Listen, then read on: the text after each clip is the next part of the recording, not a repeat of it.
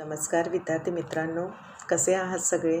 तर आज आपण इयत्ता 10वी विषय इतिहास SSC बोर्ड प्रकरण 3 उपयोजित इतिहास भाग 2 याचा अभ्यास करणार आहोत। या पाठातला जो आशय आहे तो अगदी थोडा राहिलेला आहे, तो आज आपण पूर्ण करणार आहोत। प्रथम आपण पाहणार आहोत की उपयोजित इतिहास आणि वर्तमान काळ याचा संबंध काय आहे आणि तो का करणं आवश्यक आहे। त्यानंतर उपयोजित इतिहासामध्ये कोणकोणती वारसा आहेत, एक सांस्कृतिक आणि दुसरं आहे नैसर्गिक। याचं वर्गीकरण कशा पद्धतीने केलं गेलेलं आहे आणि ते का केलं गेलेलं आहे। आणि या पाठातल्या पान नंबर 18 मध्ये जी यादी केलेली आहे, म्हणजे जी भौतिक साधनं किंवा मौखिक साधनं किंवा ऐतिहासिक साधनं, ही साधने कोणकोणत्या काळामध्ये कोणत्या वारसास्थळे निर्माण झालेल्या आहेत याची जी यादी केलेली आहे ती बाळांनो माझी विनंती आहे की वारंवार ती तुम्ही पाठ करा, की जेणेकरून जर परीक्षेमध्ये या संबंधित काही प्रश्न आला तर तुम्ही तो सहज लिहू शकाल। त्यानंतर जागतिक जी संघटना आहे ती संघटना नेमकं काय करते या वारसाच्या बाबतीत आणि कशा प्रकारे नियंत्रण ठेवते आणि त्याचं कारण काय आहे याचा आपण विचार करणार आहोत। तर सुरुवातीला आपण जे बघणार आहोत की उपयोजित इतिहास आणि वर्तमान काळ। तर उपयोजित इतिहास आणि वर्तमान काळ बघत असताना पहिला आधी प्रश्न पडतो तो म्हणजे उपयोजित इतिहास आपल्या दैनंदिन जीवनात नक्कीच फायदेशीर आहे का, आणि दुसरा पडतो तो म्हणजे उपयोजित इतिहास म्हणजे काय।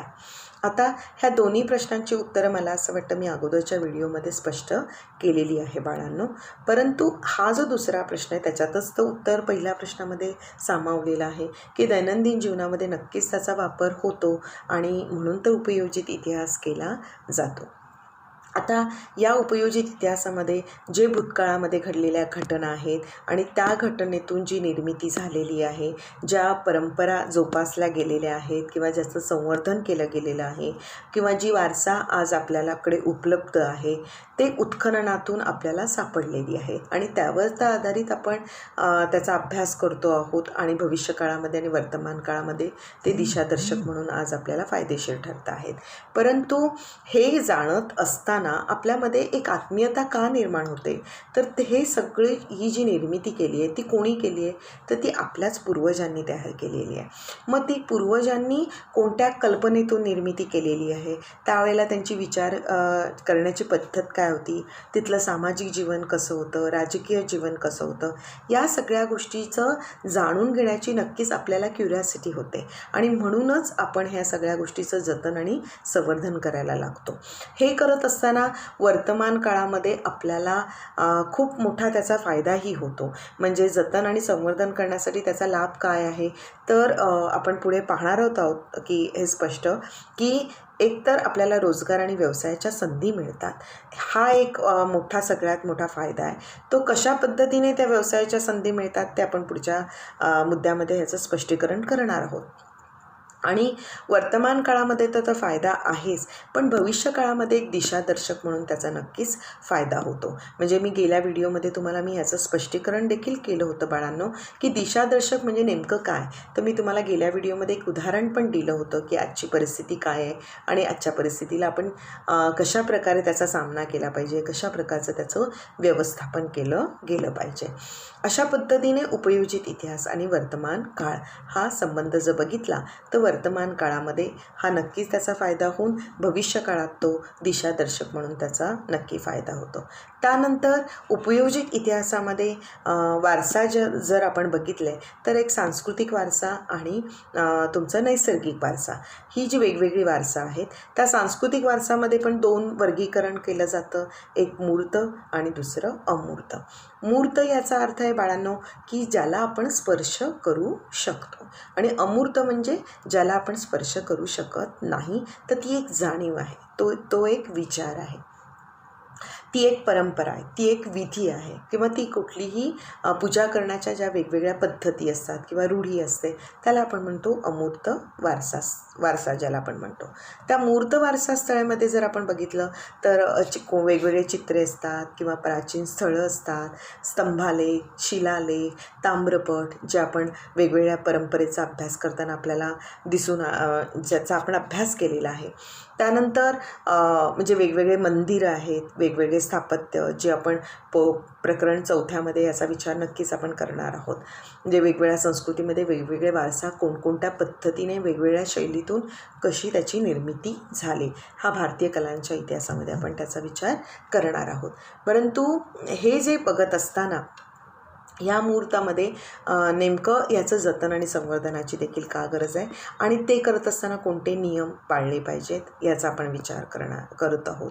त्यानंतर अमूर्त वारसा स्थळेमध्ये जर आपण बघायला गेलो तर आज आपण आपल्या वेगवेगळ्या संस्कृतीमध्ये पूजा करण्याच्या पद्धती असतात, रूढी परंपरा असतात, रीतिरिवाज असतात, म्हणजे ते आपण जोपासतो, बरोबर आहे की नाही. वेगवेगळ्या ऋतूमध्ये वेगवेगळे सण समारंभ साजरे होत असतात. म्हणजे अगदी श्रावण जर बघायला गेलं तर आपल्याकडे केवढे सण येतात आणि त्या सणामध्ये आपण वेगवेगळ्या पूजा करण्याच्या वेगवेगळ्या विधी असतात आणि ते जर आपण नाही केलं तर आपल्याला समाधानही त्याच्यातून मिळत नाही. अनेक आपण त्याच्यामध्ये आपली भावना त्याच्यामध्ये किंवा आपल्या धार्मिक ज्या भावना आहेत त्याच्यामध्ये आपण विलीन होत असतो. म्हणजे अशा अनेक गोष्टी आहेत की ज्या लिखित स्वरूपाच्या नाही आहेत तर त्या मुखावाटे आपल्याला त्या एका पिढीतून दुसऱ्या पिढीकडे समजलेल्या आहेत. म्हणजे आज आपल्याकडे समजा सत्यनारायण करण्याची जी विधी आहे ही काय आहे, अमूर्तच आहे ना वारसा, की जो आपण आपली एक पिढी गेल्यानंतर आपण पुढची पिढीसुद्धा आपण तशाच पद्धतीने करत असतो. म्हणजे अगदी वास्तुशांती जेव्हा आपण करतो तेव्हा आपल्याला आपल्या पूर्वज करतात आणि त्या आपण पण केलं पाहिजे आणि त्याच्यातूनच आपल्याला समाधान मिळत असतो आणि ते करत असताना आपली परंपरा जोपासत असतो. म्हणून ह्या अमूर्त आणि मूर्त वारसांना खूप महत्त्व आहे आणि म्हणून त्याचं वेगवेगळ्या पद्धतीने वर्गीकरण केलं गेलेलं आहे. त्यानंतर नैसर्गिक जी वारसा याचा जर विचार केला तर निसर्गामध्ये असणारी प्राणी संपत्ती आहे, निसर्गामध्ये असणारी वनस्पती संपत्ती आहे की जी आपल्याला आपल्या दैनंदिन जीवनात खूप लाभदायक असते. अगदी वेगवेगळ्या प्राण्यांचा उपयोग आपल्या दैनंदिन जीवनामध्ये होत असतो.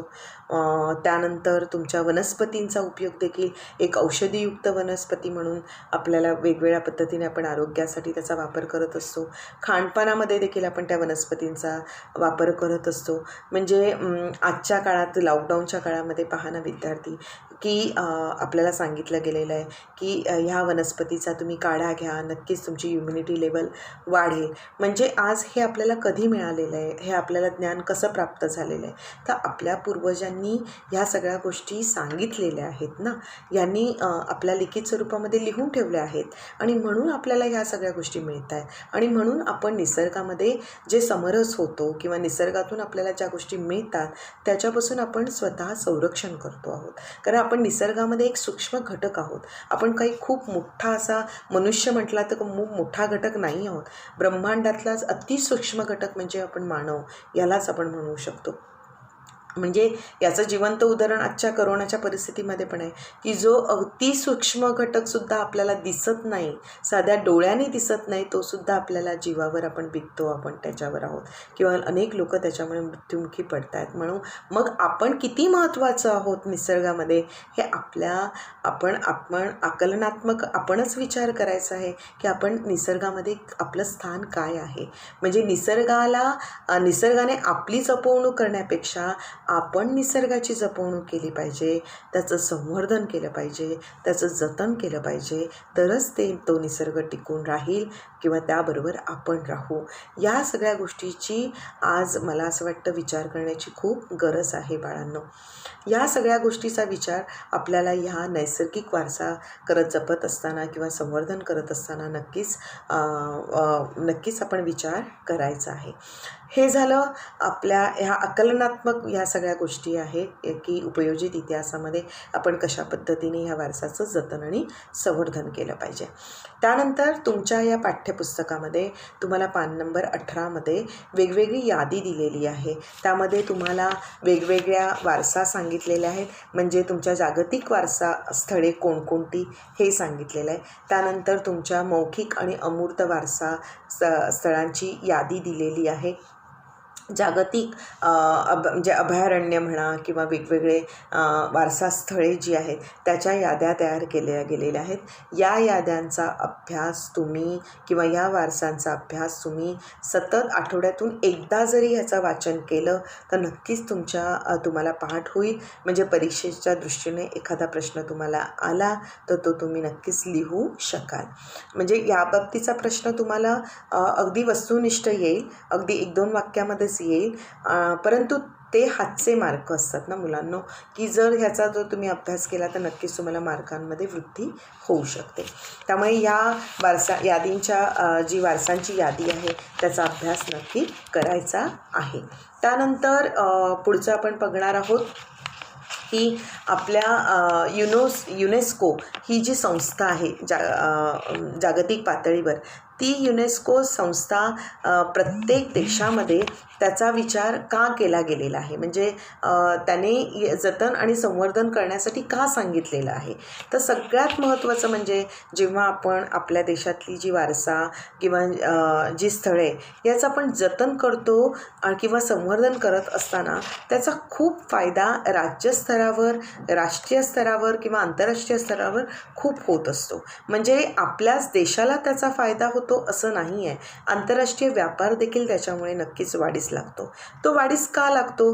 कारण पर्यटन सगळ्यात मोठं एक माध्यम आहे की जेणेकरून आज आपला परकीय चलन आपल्या वेगवेगळ्या देशामध्ये येऊ शकतं आणि आपल्या व्यापारामध्ये किंवा अर्थव्यवस्थेमध्ये वृद्धी होऊ शकते. म्हणून युनेस्को यासारख्या जागतिक संस्थेने आपल्या प्रत्येक देशातल्या वारसावरती नियंत्रण ठेवत असते की जेणेकरून हे जे वारसा आहे हे कुठे कुठे आहे यांचा ते शोध घेत असतात आणि मग त्याचा शोध घेऊन म्हणजे आपला जे पुरातत्व खातं आहे, म्हणजे राज्यस्तरावर पण आपलं पुरातत्व खातं असतं आणि आपलं केंद्र सरकारचं देखील पुरातत्व खातं असतं आणि त्यांना ते त्याच्यावर नियंत्रण करतात किंवा त्यांना ती जोपासना करण्यासाठी त्यांना ते सांगण्याचं काम करत असतात की हे तुम्ही जोपासा, की जेणेकरून तुमच्या देशामध्ये या सगळ्या जोपासना केल्यानंतर पर्यटनाचा तर विकास होतोच,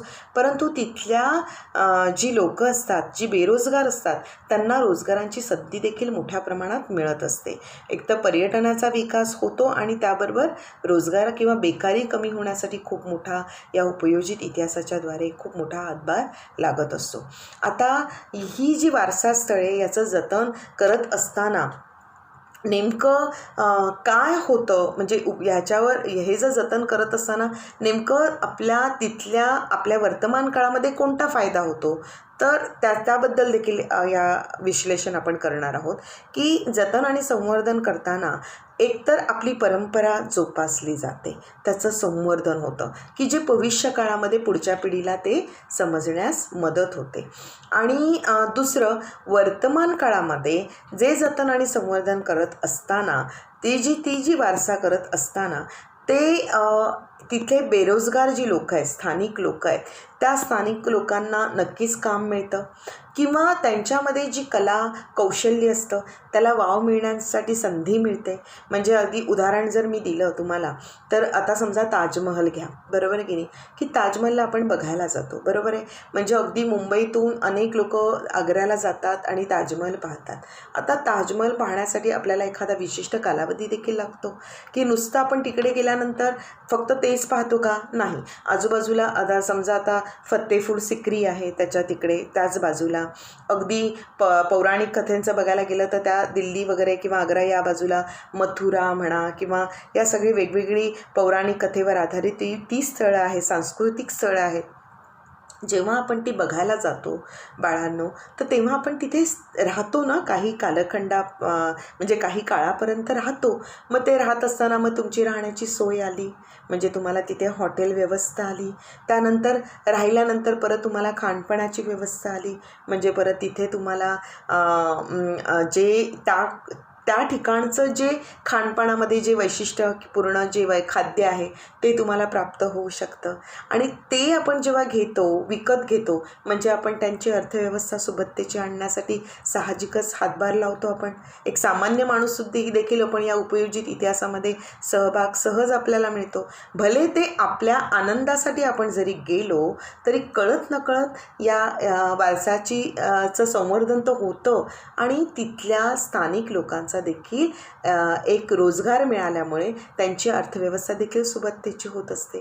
या सगळ्या गोष्टीचा फायदा या उपयोजित इतिहासामध्ये सांगितला गेलेला आहे की तुम्ही ही जी वारसा आहे त्याचं जपवणूक करा, त्याचं संवर्धन करा. आणि ते करत असताना तुमची संस्कृती तर तुम्ही जोपासणारच आहात, पण त्या अनुषंगाने तुमची वर्तमान काळातली अर्थव्यवस्था स्थिर करण्यास तुम्हाला मदत होईल आणि स्थानिक लोकांना काम मिळेल, बेरोजगारी कमी होईल आणि तुमच्या देशामधल्या या उपयोजित इतिहासाद्वारे तुम्हाला नक्कीच या संवर्धन केल्यामुळे फायदा होईल. हे उद्देश खरा या जतन आणि संवर्धन करण्यामध्ये असतो. आता हे जतन आणि संवर्धन करत असताना वेगवेगळे मुद्दे विचारात घेतले पाहिजे. एक तर स्थानिक लोकांचा विचार, त्यांच्या भावभावना दुखावता कामा नये हा विचार केला पाहिजे. आणि ते करत असताना जेव्हा तो विकास करत असताना त्यांच्या मताला देखील वाव दिला पाहिजे किंवा त्यांचा सहभाग वाढवणं हे सगळ्यात महत्त्वाचं आहे.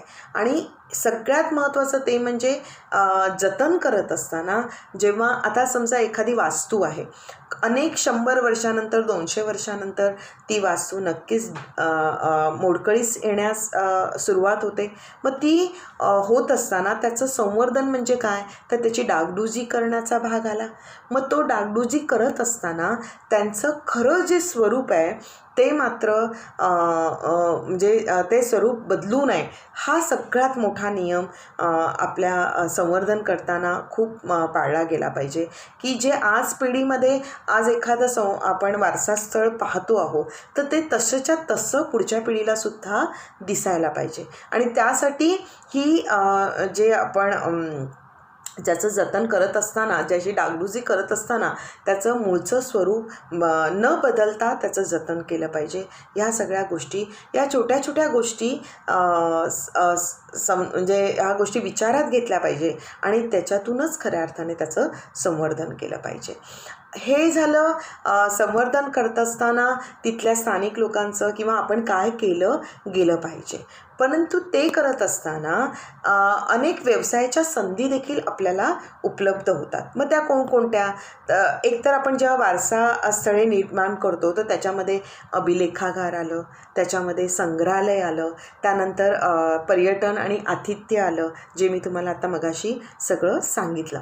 म्हणजे ह्या सगळ्याचा विचार तुमच्या अर्थव्यवस्थेवर होत असतो आणि नक्कीच या वर्तमान काळात आणि भविष्य काळात त्याचा फायदा होत असतो. त्यानंतर या पुस्तकामध्ये तुम्हाला अजून 2 गोष्टी सांगितल्या आहेत. त्या म्हणजे ऐतिहासिक स्थळामध्ये तुम्हाला एक मातीची वाटिका म्हणून एक तुम्हाला माहीत आहे का असं विचारलेलं आहे. ती मातीची वाटिका म्हणजे काय, तुम्हाला मेसोपोटेमिया ही जी संस्कृती आहे त्या संस्कृतीमध्ये एक संग्रहालय होतं. त्या संग्रहालयामध्ये ही वाटिका जे जतन करून ठेवलेली आहे. म्हणजे असंही आपल्याला विचारात येतं, म्हणजे आपण असाही विचार करू शकतो की त्यावेळेला सुद्धा संग्रहालयाची स्थापना करणं, त्याचं संवर्धन करणं हे तेव्हा पण तितकंच महत्त्वाचं होतं. म्हणजे त्यावेळेला जी 1922 ते 1934 या काळात लिओनार्ड जो वुली होता, जो पुरातत्वज्ञ, त्याने जे संग्रहालय सापडलं त्या संग्रहालयामध्ये त्यांना असं समजण्यात आलं की मेसोपोटेमियाची जी राजकन्या होती ती राजकन्या ॲनी गॉल्डी ही त्यावेळेला संग्रहपाल होती आणि तिने हे संग्रहालय विकसित केलं आहे आणि त्याची जोपासना केलेली आहे असं ह्या पुस्तकात सांगितलेलं आहे. त्यानंतर दुसरं उदाहरण पण त्यांनी इथे दिलेलं आहे की तुमचं कलकत्ता एशियाटिक जे संग्रहालय आहे ते सुद्धा तिथे सुद्धा खूप मोठी जपवणूक केली गेलेली आहे आणि ते सुद्धा जागतिक वारसा म्हणून त्याचा आज विचारात घेतला जातो आणि ते सुद्धा आज पर्यटन म्हणून खूप मोठं विकसित झालेलं आहे. या सगळ्या गोष्टीची माहिती तुम्हाला तुमच्या पाठ्यपुस्तकामध्ये आहे.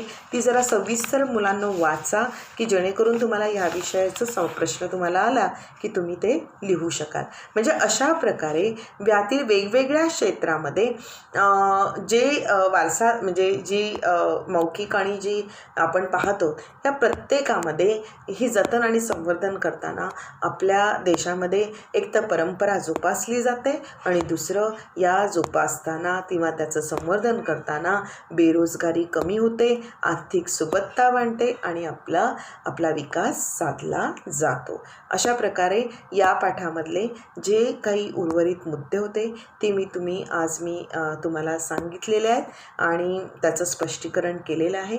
बाळांनो, पुन्हा हा व्हिडिओ पहा आणि तो पाहत असताना नेमकं या पाठातले काय महत्त्वाचं आहे हे जाणून घ्या आणि त्याच्यावर जास्त एकाग्र व्हा म्हणजे जेणेकरून तुम्हाला हा संपूर्ण मुद्दा, संपूर्ण आशय समजण्यास मदत होईल.